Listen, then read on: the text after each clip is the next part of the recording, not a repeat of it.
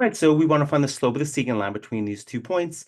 This is really just me having you do the same thing, just using different language, right? So finding the secant line between 2 points is the exact same thing as find the difference quotient.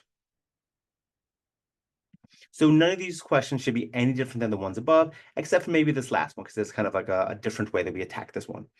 All right, so then here we know, right, from the kind of questions above, like our answer should be -2, but let's just prove that. F of x plus h equals -2 times x plus h plus 8. That's going to be -2x minus 2h once we distribute. That's -2n. So f of x plus h minus f of x all over h. That's going to give us this thing in purple that we just found. We're going to take away everything that was in f of x, right? So that's -2x plus 8. And then divide this whole thing by h. Once again, right, we have a polynomial, so everything here should cancel. -2x minus another -2x, gone. We have a +8 and another 8, so those should cancel, 8 minus 8. So we're left with just -2h over h.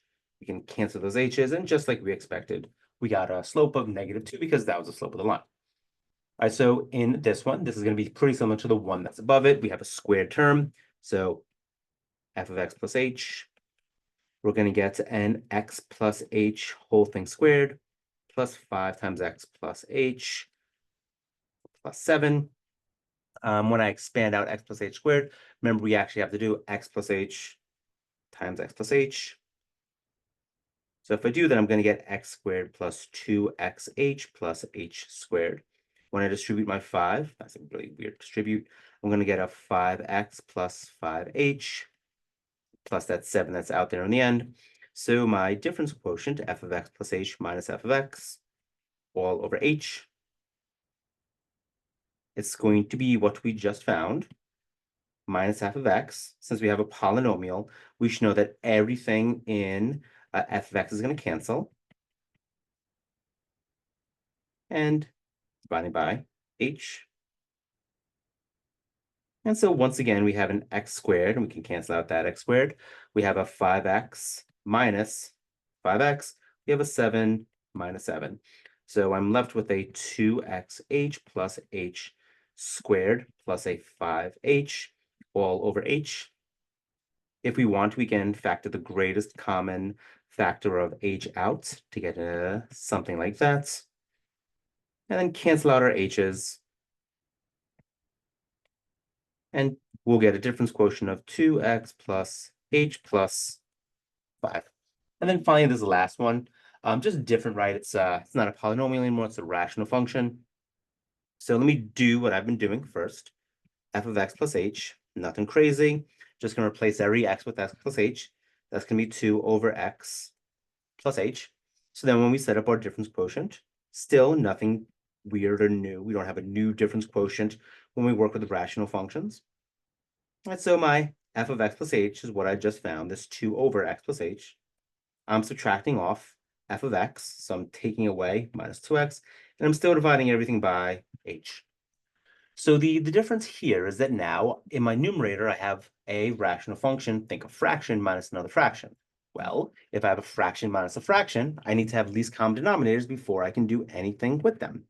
So the least common denominator of x plus h and x is going to be x times x plus h, right? This x plus h is its own thing. Think like 3 plus 4 or something, right? So I'd have 3 plus 4 and 3, right? So 7 and 3. What's the least common denominator of 7 and 3? Well, in this case, it's going to be 21.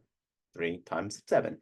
So that means that I have to multiply this by an x, which means I have to multiply this by an x. I have to multiply this by an x plus h, this by an x plus h.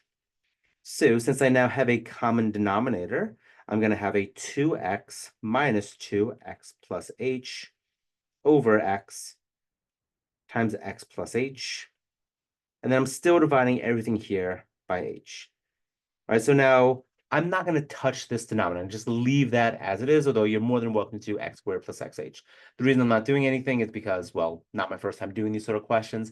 And when we get to the kind of calculus part where we actually take limits of this thing, we're going to see that we like factored form a lot better than expanded form, right? But now when I look at my numerator, right, if I distribute this -2, I get -2x minus 2h. So 2x minus 2x is gone. So I just have a -2h over x plus h, all over h again. All right, so now the kind of the idea here is that this h and this h are going to cancel. But you may be like, what? Why is it going to cancel? Well, let's go back to old school division. So if I just take this thing, if you don't remember some what we call nested fraction rules, this is like having -2h over x plus h divided by h, right? I have this thing divided by h. Well, when we're dividing and we have fractions, you may remember from way back in like elementary school, a little keep, change, flip action. So we're going to keep the first one, change that to multiplication, and then flip this second term. If I flip h, the reciprocal is 1 over h.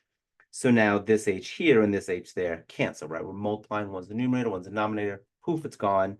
So the only thing that's left over is going to be -2 over x times x plus h. And this would be our difference quotient for that rational function.